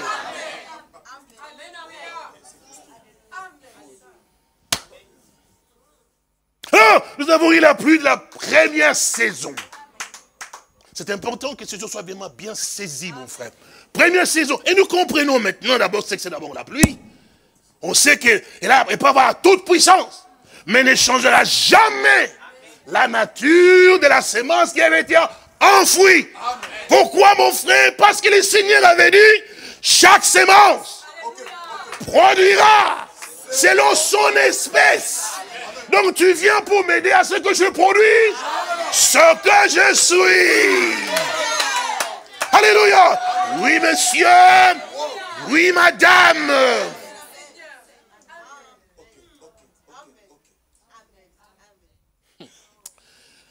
Ah, que le Seigneur nous ouvre, nous donne l'entendement nécessaire. Ne prenez pas la légère, c'est tellement important pour chacun de nous tous. C'est ce que nous sommes en train de pouvoir entendre. Peu importe la puissance ou la taille, même ça peut secouer, ça ne pourra jamais changer la nature de la sémence, parce que Dieu ne changera jamais sa part. S'il a dit une chose, la chose doit arriver. Chaque sémence devra produire selon son espèce. Alors nous avons entendu qu'il a dit que je répandrai mon esprit sur toute chair. Ça s'est passé le jour de la Pentecôte. Maintenant, on nous parle effectivement de la pluie de la dernière saison. Il y a une grande différence entre la pluie de la première saison et la pluie de l'arrière-saison dans l'action. Parce que la pluie, c'est toujours... Bien sûr que le Saint-Esprit ne change pas. Il n'y a qu'un seul Dieu, un seul esprit, une seule foi, un seul baptême. Pas deux esprits, pas trois esprits, pas sept esprits, mais un seul esprit qui se manifeste dans chacun de nous, hein, selon la diversité des dons. Toujours un seul Seigneur. Nous n'avons que toujours un seul. Est-ce que vous saisissez, frères et sœurs? C'est absolument important que nous comprenions ces choses. Il faut qu'on se secoue, frère, parce que je crois qu'il faut qu'on comprenne pourquoi le Seigneur veut que nous soyons respectueux. Que nous puissions dire à les frères, non, c'est nécessaire. Respectueux dans votre façon de vous asseoir dans l'église. Votre façon de pouvoir écouter les choses, effectivement. Nous avons dit que l'élu a quelque chose de particulier. C'est là que vous voyez votre nature, en fait. Comment elle répond à ce que Dieu nous dit. On en a assez à vous comprendre qui vous êtes. Oh, c'est plein, on murmure, vous comprenez qui vous êtes. Oh Seigneur, ça fait déjà des années, ça ne marche pas, vous comprenez qui vous êtes. Un élu est toujours persévérant. Vous allez le voir pourquoi. C'est pour ça que Dieu a fait de toi un élu. Pour que dans cette circonstance-là, dans cette épreuve-là, tu prouves que Dieu est toujours vrai. Vous avez oublié que la Bible dit que nous sommes des lettres lues. Si dans ton épreuve, tu commences à pouvoir, on te voit, toi qui étais, alléluia, gloire à Dieu, tu es l'épreuve, tu commences à, d'accord, je sais plus très bien. Alors comment peux-tu montrer que Dieu est vivant? C'est par toi qu'on va insulter Dieu. Mon frère et ma soeur, que ça prenne 20 ans, 30 ans, 40 ans, mon Dieu dans ma vie va te glorifier. Amen. Oh frère, on voit que tu bois, tu dis gloire à Dieu. S'il m'a tenu un peu comme ça, c'est pour que je sois toujours humble. Est-ce que, bien sûr. Mais c'est ce qu'il a fait à Jacob. Mais bien sûr que oui, frère. Jacob ne s'est pas plaint. Seigneur, maintenant je boite. Non, dis non. Le Seigneur, il me tient. Un élu de Dieu doit savoir qui il est. C'est pas un plaintif hein, dans un problème. D'abord, il a alléluia, gloire à Dieu. Et puis les problèmes, ils arrivent comme ça. Il descend comme, vous savez, je sais plus moi, c'est les légumes qui ont flétri. Il faut un peu venir les pomper encore un peu comme ça. On les pompe, alléluia, gloire. Et puis après, non, monsieur, on les pompe une fois, il est parti. Non, frère. Soit, effectivement, vous croyez, vous êtes dans la lignée des dénominations. Mais un élu, non, c'est un combattant. Une personne persévérante, oui. Il sait où il en est, frère. Ici, que peu importe ce qui peut arriver, mais c'est ce en qui j'ai cru. Oh, frère, que Dieu nous aide, frère. Il y a un temps, on nous a donné trop de boulaïers, effectivement. Non, non, non, non. C'est un temps où tu dois voir, mais est-ce que je le suis ou pas? Parce que si tu ne l'es pas, la cadence va monter. Tu ne vas plus savoir tenir.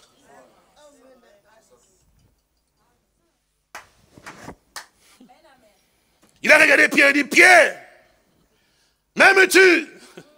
Oh Seigneur, je t'aime. Il dit, non, non. Il le regarde. Paix mes brebis. Il dit, Pierre, il regarde, m'aimes-tu? Ça commence à pouvoir un peu bousculer. Il voit ce qu'il en est. Il dit, Seigneur, il dit, Pierre, même tu l'homme a commencé à pleurer. Et puis il dit, Seigneur, tu le sais quand même. Qu'est-ce qu'il savait? Qu'est-ce qu'il savait quand il posait la question à Pierre? Mon frère et ma soeur, jusqu'à quel point toi tu peux aimer les seigneurs?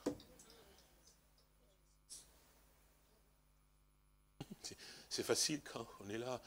J'aime Jésus, j'aime Jésus, j'aime Jésus. Qu'il soit loué, amen.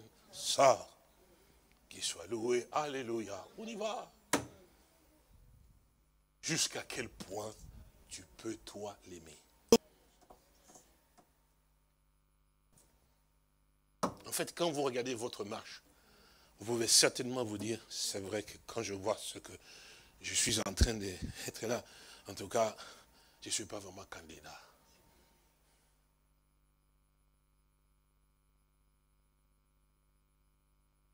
Pour quelle raison, en fait? J'ai toujours eu à pouvoir vous le dire ici. Ne dites jamais que non, le Seigneur n'envoie jamais et n'enverra jamais personne en enfer. Sœur, est-ce que vous entendez ça? Le Seigneur n'enverra personne en enfer. C'est vous-même qui vous frayez un chemin. N'oubliez pas ce que vous entendez. Vous-même, frère, qui vous frayez un chemin dans la mauvaise direction. Jamais le Seigneur. Non? Le Seigneur lui-même nous a dit, mais je m'en vais, lui il prépare toujours de bonnes places. Et puis il vous dit encore, frère, vous êtes vraiment mauvais. Il vous dit encore, mais les dons gratuits. Une personne n'a pas de refuser le ciel. Il dit, les dons gratuits de Dieu, c'est la vie éternelle. D'abord, c'est un don gratuit. Et puis il est venu, il a donné sa vie pour toi. Il va t'envoyer en enfer. Non, c'est toi-même. Puis il te dit, mais le salaire du péché.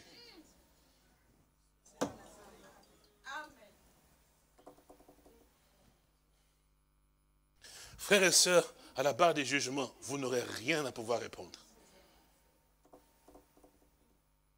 Il vaudrait mieux que Dieu me reprenne ici, la correction commence dans la maison du Seigneur, qui me corrige fermement ici, pour que là-bas, je ne passe pas la barre du jugement. Ce n'est pas pour rien que cet homme de Dieu, l'apôtre Paul, l'apôtre Paul, il dit, j'ai très durement mon corps. Il savait. Afin qu'il soit assujetti à la parole de Dieu. Dieu n'a pas les mêmes émotions, sentiments que vous et moi. Non, monsieur. On se donne trop de valeurs, on ne sait pas trop des fleurs, des céciles. Moi, je veux. Vous pensez qu'au ciel, vous allez partir comme ça? non mon frère, non ma soeur, vous vous êtes trompé beaucoup de choses qui concernent Dieu. C'est sûr et certain ça. Il y a un cantique qui dit « Chemin si raide et si étroit, par vos rudes par endroits, c'est le chemin du plein salut, rempli de l'amour. » Vous connaissez ça, non? Chemin si raide et si étroit. C'est pas comme vous aimez tant, moi je suis sur le bon boulevard, effectivement. Non! Parce que quand le Seigneur vous reprend, les sœurs, vous commencez, vous donnez, non, on ne peut même pas reprendre une sœur, on ne peut même pas reprendre un frère, oh, les pasteurs exagèrent maintenant, ou ceci, cela. Vous rappliquez.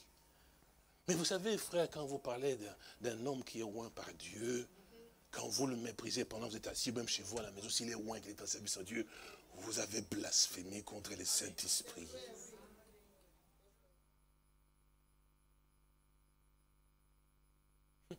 Beaucoup ont blasphémé sans serment. C'est ça le problème. Parce que quand on est un élu de Dieu, on connaît les principes de Dieu. Quand on veut arriver à pouvoir faire quelque chose qui va dans le mauvais sens envers Dieu, l'Esprit du Seigneur vous retient. Quand tu veux parler du mal, il te retient. Vous vous souvenez? David, hein? Vous vous souvenez? Il avait l'occasion de pouvoir faire couper, parce qu'il a fait, même quand il a même coupé les pans de la robe de... Un élu, hein? Un homme selon mon cœur. Mais si vous le regardez bien, il ne pouvait pas être selon votre cœur à vous. C'est pour ça que j'ai toujours eu à pouvoir le dire, vous le croyez ou pas, c'est votre problème. Un homme que Dieu tient dans sa main, Dieu agit avec lui d'une manière spécialement à lui. Faites attention à la position, oui, que ce soit dans sa famille, que ce soit... On doit toujours avoir beaucoup de retenue, beaucoup de respect dans l'action dans laquelle c'est... Oui, c'est vrai. Ça, c'est vrai. Il ne peut pas être comparé parce que Dieu fait de lui... Je vais vous donner juste un exemple. Vous ne le saviez pas. Vous savez que frère Branham était parti pour voir effectivement comment ça se passe chez les prostituées. Oui, dans les vitrines pour voir. Je ne sais pas quelle ville effectivement elle est, parce qu'il en avait entendu parler. Mais il est parti pour aller, effectivement, pour voir effectivement dans ça. Je vous trouverai ça, oui, c'est sûr, certain. Il était, oui, monsieur, vous me regardez comme si, je ne sais pas comment vous regardez, mais oui, il est passé par là, pas aller dans la prostitution, non. Là où la route, c'est tout. Regarde maintenant comment ça devenu sérieux. Il dit, Mais Dieu dit au prophète, il dit, mais va prendre la femme qui est aimée de quelqu'un. Vous connaissez, non? Maintenant, vous me regardez comme ça, et les prophètes, ceci et cela. Non, il n'a pas fait, mais Dieu, c'est parce que simplement, c'est pas pour dire que non, c'est pour que vous compreniez qu'avec, il faut être très attention. La manière dont vous parlez de quelqu'un. Vous savez, il y a des hommes de Dieu, des hommes qui sont des hommes qui sont des hommes. Mais il y a des hommes de Dieu qui sont des hommes de Dieu, dont on doit avoir beaucoup de respect. Parce que si Dieu tient le vase, si vous jouez avec, que ce soit que vous soyez l'enfant, la femme, la maman, l'oncle, le cousin, les frères, la sœur, Dieu ne va pas vous regarder. Vous dites, oh frère, il fait ça, vous êtes certainement. Je vais vous poser la question, Marie n'était pas une prophétesse? Parce que parfois ça passe dans les pensées, oh frère, je vais revenir ici. Marie n'était pas une prophétesse. Vous savez le problème? Ce que Moïse avait été prendre une femme éthiopienne. Est-ce que vous suivez? David, nous revenons, était un homme selon le cœur de Dieu. Quand Dieu regardait David, il savait comment traiter avec David. Mais pas les autres personnes, effectivement, c'était David. Tous n'étaient pas David. C'était David. Dans sa façon où Dieu voulait qu'elle soit, effectivement. Et Dieu l'a aimé, Dieu l'a observé, Dieu le regardait, Dieu veillait sur son David. Il a dit, j'ai trouvé un homme selon. Dieu ne se trompe jamais. Et David était, tu pouvais le critiquer, le voir sous les angles mauvais, c'est ton problème. Mais Dieu avait dit, c'est un homme selon mon cœur. S'il est sur le cœur de Dieu, c'est ton problème à toi. Donc Dieu le regardait. C'est pour ça que Dieu lui a même dit, mais tu ne manqueras jamais à un homme des successeurs assis sur son trône. Mais si nous entrons un peu dans David, qu'est-ce que nous allons trouver?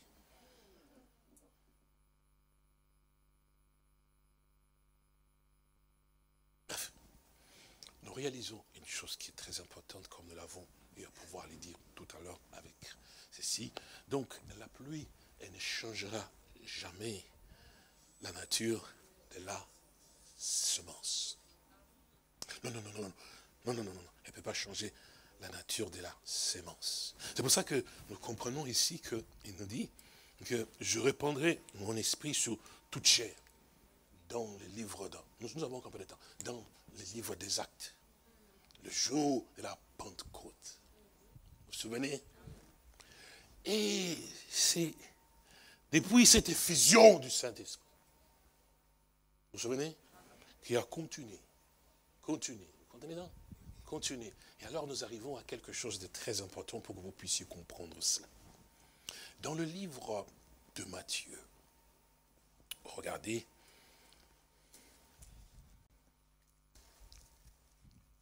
Matthieu, je pense que c'est cela, oui.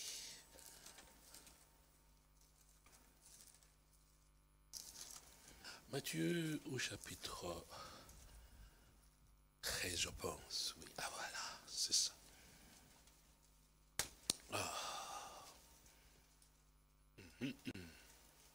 Voilà.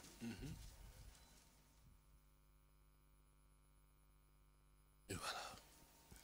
Matthieu au chapitre 13. Gardez toujours à l'esprit, votre attention s'il vous plaît.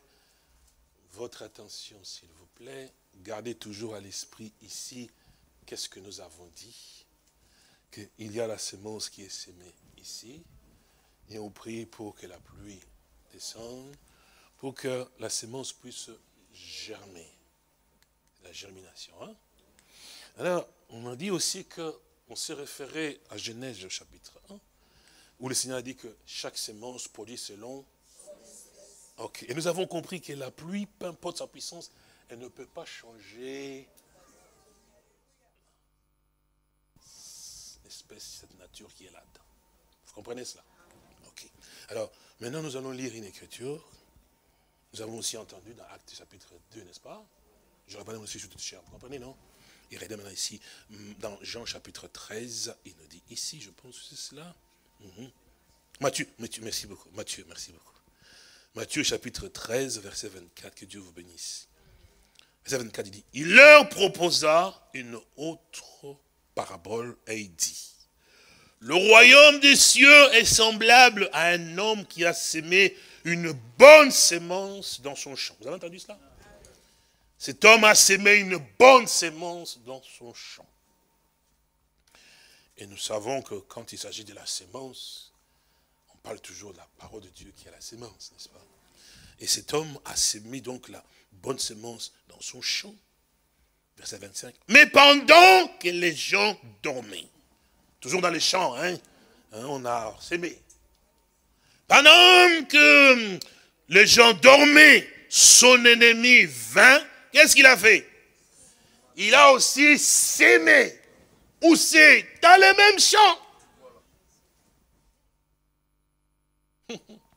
Dans le même champ, on a eu à pouvoir s'aimer la bonne semence, parce qu'on a préparé la terre pour que la bonne semence puisse pousser. Donc, on a mis la bonne semence dans ce champ ici. C'est pour ça qu'on pleure, Seigneur, envoie la pluie. On a mis la bonne semence là, et puis pendant que les gens dormaient, distraits, dormaient, il ne fallait pas même dire, dormaient effectivement, il était en train de soupirer, ils dormaient effectivement, l'ennemi vint. C'est comme ça aussi pendant que la parole de Dieu est prêchée. Vous êtes tellement, vous pensez à la casserole, c'est son travail. Quand on vous dit frère, vous pensez que les frères vous ennuient. Non! Parce qu'il y a des démons qui courent, certainement c'est vrai. Vous êtes en train de me regarder, effectivement, mais vos pensées ne sont pas ici. En fait, tout ce que le Seigneur parle, ça rentre dans un tonneau vide. Ça sort, ça rentre, ça part de l'autre côté. Il n'y a rien qui reste. Tu vas sortir ici, tu seras vide.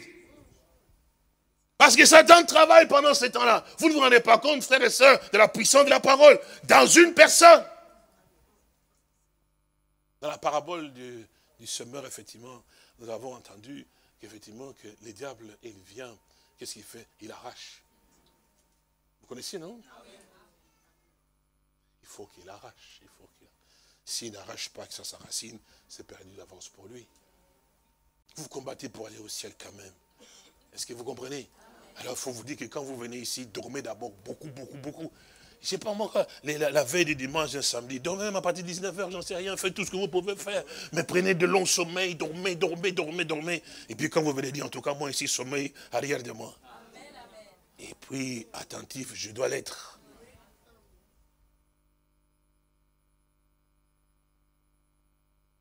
Alors, pendant que les gens dormaient, on a été somnoler comme ça, bon la parole sort, somnole comme ça, c'est vrai ce qui se passe. On vous injecte quelque chose d'étranger à l'intérieur. Quand vous sortez, on vous dit, mais qu'est-ce que le pasteur a prêché? Oh, je sais qu'il a parlé des problèmes des cheveux de sœur. Ah, c'est toujours pareil. Hein. Mais aujourd'hui, il n'a pas parlé des problèmes des cheveux de sœur. Ah bon? Mais j'ai bien compris ça, mais c'est normal, la semence, ce qu'on t'a sémé à l'intérieur. Et contraire, pour pouvoir te mettre des troubles, puis tu rentres à la maison, oui, toujours les cheveux. Moi, j'ai fait des efforts, mais toujours cheveux. Mais alors qu'on n'a même pas touché aux cheveux. Est-ce que vous comprenez? Il faut connaître l'ennemi que nous avons. D'où il dit, pendant qu'il dormait, qu'est-ce qu'il fait? Écoutez bien, nous y étions là.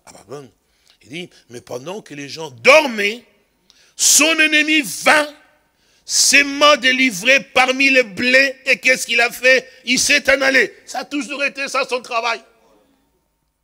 Quand il a sémé, c'est ça qu'on appelle la sémence de discorde. Oui, quand ça a sémé, ça commence à germer chez toi, ça crée toujours, partout où tu passes avec frères et sœurs, toujours des problèmes. Et c'est pas toi qu'on voit que, frère, ça change toujours pas, je ne comprends pas. Donc tu décourages les gens. Cette sémence te maintient comme cela.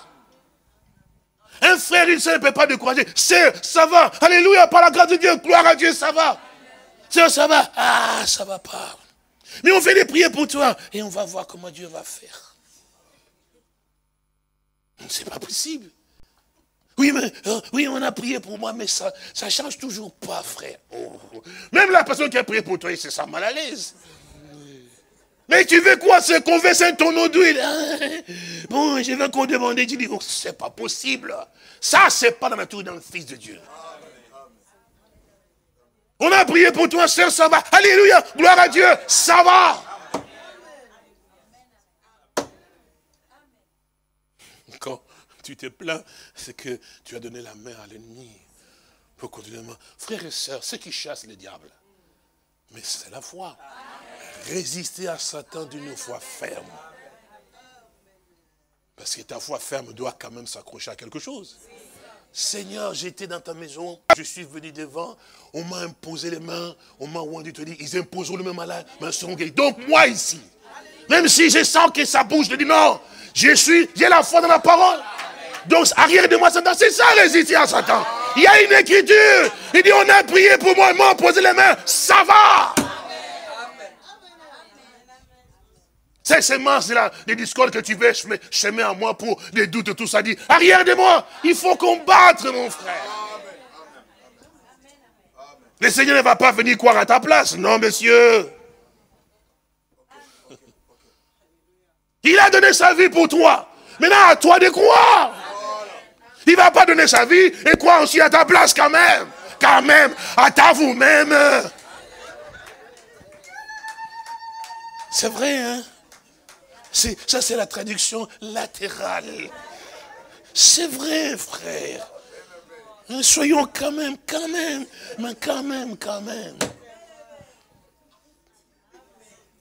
Ah oui, quand même, il a souffert à la croix.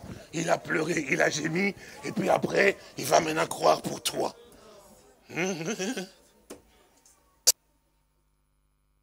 À cet moment, soyons quand même sérieux tout de même.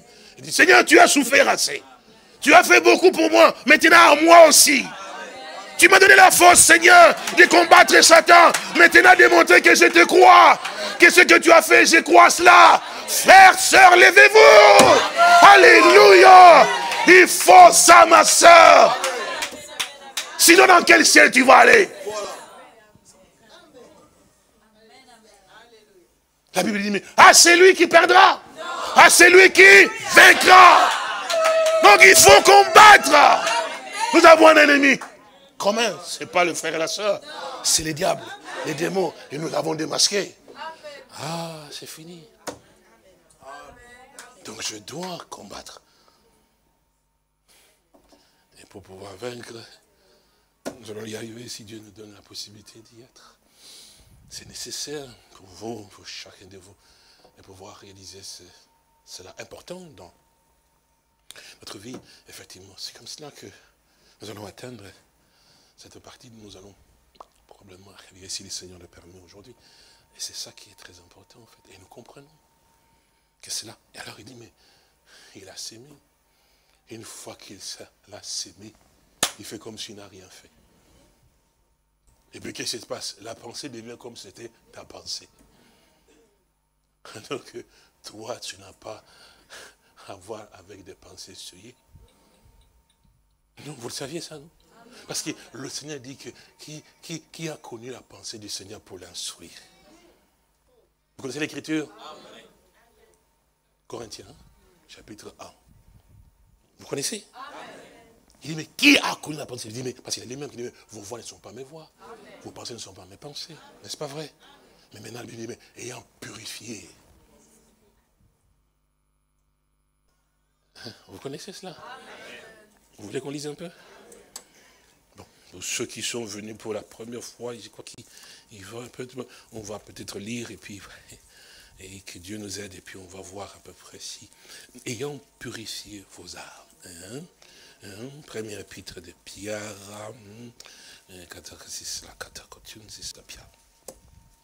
verset 22, il nous dit, ayant donc purifié vos âmes en obéissant à la vérité pour avoir un amour fraternel sincère, aimez-vous ardemment les uns les autres de tout votre cœur. Pourquoi? Puisque vous avez été régénérés, non par une semence corruptible, mais par une semence incorruptible, par la parole vivante et permanente de Dieu. Et puis il continue en disant, car toute chair est comme l'herbe, et toute sa gloire comme la fleur du champ. L'herbe sèche et la fleur tombe, mais la parole du Seigneur demeure éternellement. Et cette parole est celle qui vous a été annoncée par... Rejetant donc toute méchanceté et toute ruse, la dissimulation, l'envie et toute médisance, désirez comme des enfants nouveau-nés spirituels, et puis enfin que par lui vous croissiez pour le salut. Si vous avez goûté que le Seigneur est bon, approchez-vous de lui. Alors regardez très bien. Et c'est comme cela que même dans Ephésiens aussi on nous a parlé effectivement, à vous aiguiller et à vous dépouiller eu égard à votre vie passée. Vous connaissez, non? Maintenant, ce qui veut dire que la Bible nous dit dans les livres, je pense, ici dans les scènes des Écritures, Philippiens au chapitre 4. Vous connaissez les versets, nous lisons, regardez bien, les versets 8, Philippiens au chapitre 4. Philippiens au chapitre 4. Voilà, au verset 8, il dit, écoutez bien.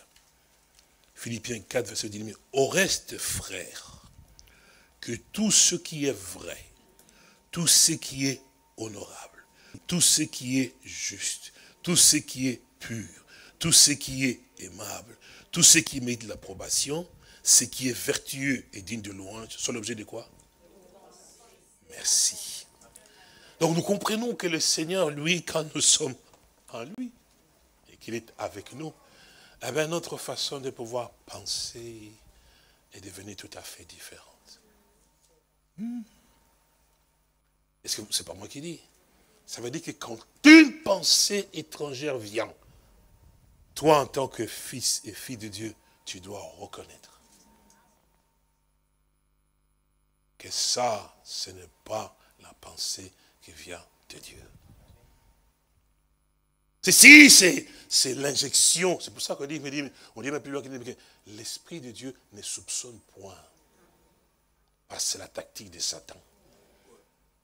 Tu fais un geste comme ça, ton frère qui a fait un geste comme ça, il dit, ah, il a fait ça parce que. Alors que le pauvre, il avait mal à la jambe, il a voulu seulement étendre sa jambe. Ah mais, ou elle a fait ça parce que. Vous comprenez cela? Toujours le penser. Et c'est à ça que nous devons combattre en fait. Et l'Écriture nous dit que, qui a connu la pensée du Seigneur pour l'instruire? Et la Bible dit que, or nous avons la pensée de Christ. Ce que notre façon de pouvoir penser est différente. Vous savez où se trouve le champ de bataille? C'est là-dedans. C'est là-dedans. Je vais m'arrêter parce que vous semblez maintenant être fatigué. On va peut-être continuer la fois prochaine. C'est là-dedans, là. C'est ça le problème. Parce que si vous êtes fatigué, vous ne saurez plus recevoir ce qui va arriver. C'est là le problème. Là, les champs de bataille. Bon, maintenant, on va terminer peut-être par ici. Regardez, nous revenons dans Matthieu. Pour ne pas vous retenir très longtemps. Parce que quand vous commencez à vous fatiguer, on le ressent. Donc, on ne va pas vous forcer à pouvoir rester ici pour dire, je suis un élu, je veux rester. Non. On sent que quelque part, on ne sait plus résister. Donc, on doit vous laisser partir. Alors, nous continuons, nous lisons donc. Mais pendant que les gens dormaient, son ennemi vint, s'aima délivrer parmi les blés et s'en alla. Vous avez compris? Lorsque, maintenant écoutez bien, l'herbe y poussait. Vous entendez cela? Lorsque l'herbe y poussait et donnait du fruit. Comment est-ce que l'herbe, parce qu'il dit, puis David dit, lorsque l'herbe y poussait, il dit, livré parut aussi. Pour que la sémence qui a été mise ici, la bonne sémence dans la terre, et aussi la nuit en dormant, et l'ivraie qui a été mis aussi dans la terre, pas autre part, hein, dans le même champ. Donc dans ce même champ, l'agriculteur qui a semé sa bonne sémence, qui ne savait pas tellement très bien que l'ennemi, donc le diable, est venu mettre des livrets dedans, lui prie Dieu. Seigneur, envoie. Seigneur, envoie la pluie. Seigneur, envoie la pluie. Envoie pour que ma sémence puisse pousser. C'est sûr et certain. Parce que si la pluie ne descend pas, la sémence qui est là dans la terre va mourir. Alors, quand maintenant le Seigneur envoie la pluie, elle va tomber non seulement sur la bonne sémence, mais aussi sur la mort. Bien sûr, sur l'ivraie. Ah oui. C'est pour ça que je disais que, ici, frères et sœurs, vous devez vraiment prêter attention. C'est très, très important que vous compreniez les choses. Et c'est nécessaire pour ne pas être un dénominationnel qui est toujours accroché parmi les aigles en disant, je suis l'aigle, mon voix qui était toujours un vautour. Ah oui, oh, nous sommes des aiglons de Dieu. Alléluia, alléluia. On a des grands pancartes et des aigles partout, mais on ne sait pas qu'on est un vautour. Comme je voulais toujours dire, pour pouvoir le dire, vous enfermez un aigle dans une cage, et puis vous en mettez aussi les vautours dans une cage, vous donnez la même nourriture du 1er janvier au 31 décembre, vous ne verrez jamais venir voir le vautour devenir l'aigle. Vous vous souvenez? Le vautour sera toujours, il va manger les saletés à gauche, puis il va manger la viande normale aussi à droite, il est toujours là comme ça. Il peut crier, je suis l'aigle parce que je mange la nourriture de l'aigle. Mais en réalité, il n'est pas un aigle. Il est toujours un vautour. Là où ça semble, là où se trouve le corps. Et c'est bien parlé, le frère a bien répondu. Vous avez entendu sa réponse? On a bien spécifié. Vous allez comprendre ce que cela veut dire. Donc nous voyons qu'ici, donc c'est pour ça que nous avons bien compris que la pluie, puissante soit-elle, ne peut pas changer la nature de la sémence. Elle manifeste ce que c'est que la sémence, parce que Dieu est vraiment parfait. Depuis le début, chaque sémence, alléluia, Si tu es un fils de Dieu, tu seras manifesté comme un fils de Dieu, frère.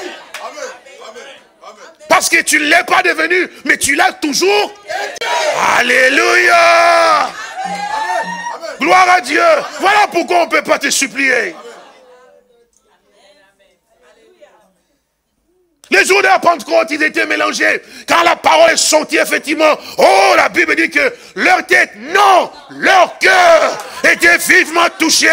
Il dit, alléluia, ce que nous avons entendu a réveillé. Ça s'est secoué à l'intérieur, mon frère. Ils ont crié. La Bible dit, mais que, la Bible dit clairement, leur cœur, ça c'est que Dieu vise ton cœur. C'est de l'abondance du cœur que la bouche parle. Ce que Dieu veut changer, ce n'est pas ta coiffure. Non. Ce ne sont pas tes jupes. Non. C'est ton cœur à toi. Alléluia. Il n'a pas dit, je te donnerai une jupe nouvelle. Non. Il a dit, je te donnerai un cœur nouveau. Alléluia. D'abord le cœur. D'abord le cœur. Quand le cœur est changé, tout va aller. Alléluia. Gloire au Seigneur. Lève-nous. Lève-nous. Nous attendons le Sauveur merveilleux. Dans son toute confiance.